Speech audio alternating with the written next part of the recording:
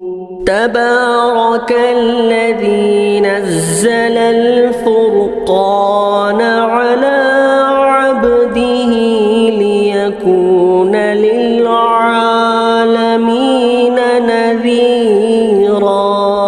بدعت کے حوالے سے اسلاف و اکابرین امت کی ان تعریفات سے ہمیں یہ بات معلوم ہوئی کہ بدعت ہر ایسے کام کو کہا جاتا ہے جس میں بنیادی طور پر 3 باتیں پائی جائیں۔ اس سارے تعریفات کے اندر ہمیں 3 باتیں یہاں سمجھ میں آتی ہیں۔ بدعت کس کو کہتے ہیں؟ پہلے نمبر پر وہ عمل نہ تو قرآن و حدیث سے ثابت ہو اور نہ کسی حدیث میں اس کا ذکر ہو۔ اور دوسرے نمبر پر بدعت کس کو کہتے ہیں؟ حضور اکرم صلی اللہ علیہ وسلم، صحابہ کرام رضی اللہ عنہ اجمعین، تابعین، تبع تابعین کے دور میں، یعنی خیر القرون میں اس کا کوئی وجود نہ ہو۔ 2 باتیں ہو گئی۔ تیسری بات بدعت کی یہ ہے اس کام کو دین کا حصہ سمجھ کر کیا جائے، اس کے ترک کرنے کو دین کے اہم حصہ سمجھ کر ترک کیا جائے، اس کو کہتے ہیں بدعت۔ اور دوسری بات میں مین باتیں کہہ رہا ہوں، اگر تفصیل میں جاؤں تو بہت لمبی ہوگی بات، اس لیے بہت مختصر طور پر صرف مقاصد کو میں بیان کر رہا ہوں۔ اب جب بدعت کی حقیقت معلوم ہمیں ہو چکی ہے کہ بدعت کس کو کہتے ہیں، اس کی تعریفات کیا ہے، یہ جب ہمیں ایک چیز معلوم ہو گئی، اب ہمیں اس کی قباحتوں کو سمجھنا چاہیے۔ بدعت کے اندر کیا کیا قباحتیں ہیں؟ تو بدعت شریعت مطہرہ کی نظر میں کتنی مبغوض اور ناپسندیدہ چیز ہے، اور یہ دین اسلام کے لیے کس قدر مضر اور نقصان دہ ہے۔ بخاری کی روایت ہے، حضرت عبداللہ ابن مسعود رضی اللہ عنہ نے کہا کہ سب سے اچھی بات کتاب اللہ اور سب سے اچھا طریقہ محمد رسول اللہ صلی اللہ علیہ وسلم کا طریقہ ہے، اور سب سے بری بات نئے ایجاد دین میں گھڑی ہوئی بدعتیں ہیں، اور یہ اتنا سنگین گناہ ہے جس کے لیے شریعت مطہرہ میں کوئی جگہ نہیں۔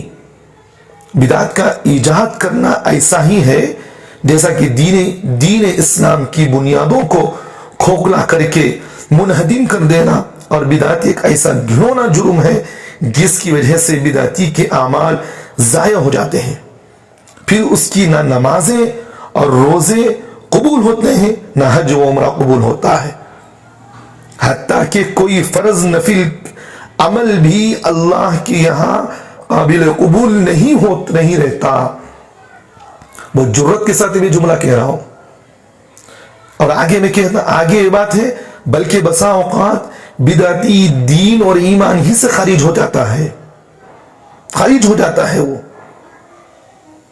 بخاری کی ایک روایت ہے، حضرت علی کرم اللہ وجہہ نے ایک مرتبہ خطبہ دے رہے تھے، آپ تلوار لیے ہوئے تھے، اس وقت خطبے میں تلوار لیے ہوئے تھے جس میں ایک صفحہ لٹکا ہوا تھا۔ آپ نے فرمایا واللہ ہمارے پاس کتاب اللہ کے سوا اور کتاب نہیں ہے جسے پڑھا جائے، اور سوائے اس صحیفے کے۔ پھر انہوں نے اسے کھولا تو اس میں یہ بھی تھا کہ مدینہ طیبہ کی زمین عیر پہاڑ سے ثور پہاڑ تک حرم ہے، بس اس میں جو کوئی نئی بدعت نئی بات نکالا جائے اس پر اللہ کے فرشتوں کی اور تمام مخلوق کی لعنت ہے۔ اور آگے فرمایا اللہ اس سے کسی فرض یا نفل عبادت تو قبول نہیں کرتے۔ بہت جرات مندی کی بات ہے یہ۔ تو بدعتی کی اللہ تعالیٰ نہ نماز قبول کرتے ہیں، نہ روزہ اس کا قبول کرتے ہیں، نہ اس کا حج اللہ کے نزدیک قبول ہے۔ کوئی اللہ کی عبادت اللہ کے نزدیک اس کی عبادت کی قابل قبول نہیں ہے۔ اسی طرح حضرت حذیفہ رضی اللہ عنہ کہتے ہیں، ابن ماجہ کی روایت ہے، سرور دو عالم صلی اللہ علیہ وسلم نے فرمایا اللہ کسی بدعتی کا روزہ، نماز، صدقہ، زکوٰۃ، حج، عمرہ، جہاد، نفل، فرض کچھ بھی قبول نہیں کرتے۔ وہ اسلام سے اسی طرح نکل جاتا ہے جس طرح گوندے ہوئے آٹے سے نکالا جاتا ہے. اللہ کے رسول کا فرمان ہے. اور بدعتی شریعت کی نظر میں انتہائی مذموم اور برا آدمی ہے جو ادب و احترام اور عزت و تکریم جیسے اعزازات کے بالکل بھی لاحق نہیں ہے. وہ جو کوئی بدعتی کا احترام و اکرام کرے، بات غور سے سننا، میں بہت اہم بات کہہ رہا ہوں، جو کوئی بدعتی کا احترام و اکرام کرے اس پر پیغمبر صلی اللہ علیہ وسلم نے اپنی ناراضگی کا اظہار کیا ہے اور کہا کہ اس نے تو دین کی بنیادوں کو منہدم کرنے میں اس کی مدد کی.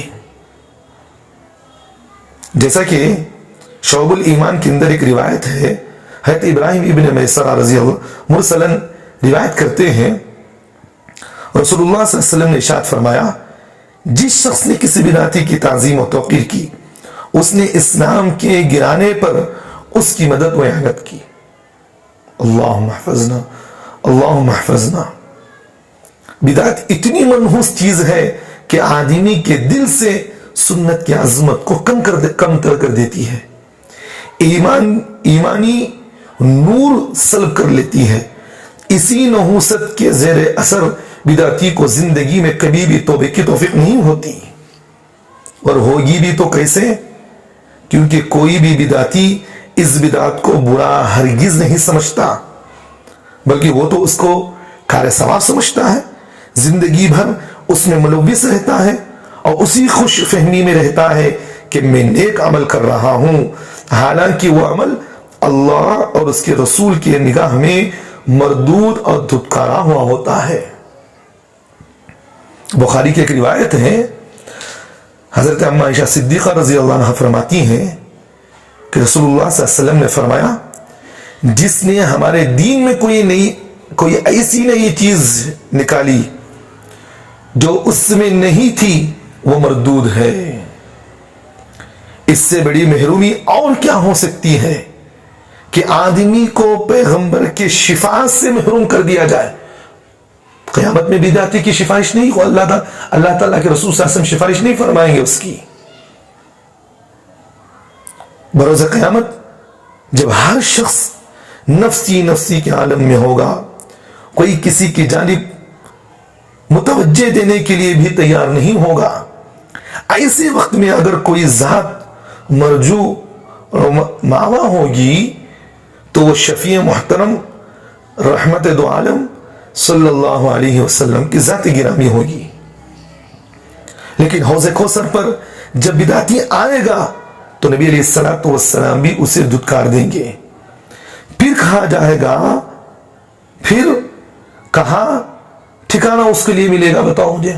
جب رسول اللہ صلی اللہ علیہ وسلم دھتکار دے، جب اللہ کے رسول اپنے دربار سے اسے قیامت میں بھگا دے، اس کا ٹھکانہ کیا ہوگا مجھے بتاؤ. اسی کے تحت میں ایک روایت بتا دیتا ہوں، آپ حضرات سمجھتے ہوں گے کہاں لکھی ہوئی بات ہے یہ. بخاری کی روایت ہے یہ، حضرت سہل ابن سعد رضی اللہ عنہ کہتے ہیں، میں نے رسول اللہ صلی اللہ علیہ وسلم کو فرماتے ہوئے سنا کہ میں حوض کوثر کے پر تم سے پہلے رہوں گا. جو وہاں پہنچے گا تو اس کا پانی وہ وہاں پیے گا، جو اس کا پانی پی لے گا وہ اس کے بعد کبھی پیاسا نہیں ہوگا. میرے پاس ایسے لوگ بھی آئیں گے جنہیں میں پہچانتا ہوں گا، وہ مجھے پہچانتے ہوں گے، پھر میرے ان کے درمیان میں پردہ ڈال دیا جائے گا. آگے حضرت ابو سعید خدری رضی اللہ عنہ فرماتے ہیں، رسول اللہ صلی اللہ علیہ وسلم نے فرمایا کہ یہ لوگ مجھ میں سے ہیں، یعنی میری امتی میں سے ہیں یہ لوگ. پھر اللہ کے رسول صلی اللہ علیہ وسلم نے آگے فرمایا،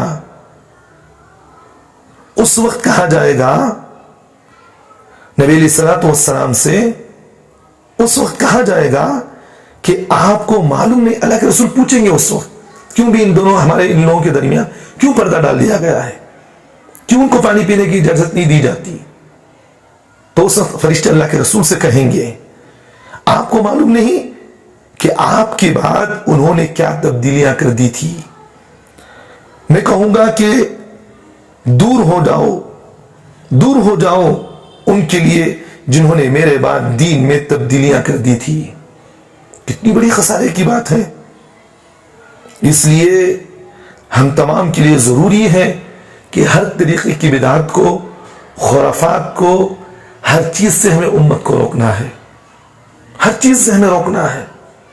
ہمیں بھی خود ان چیزوں سے روکنا چاہیے.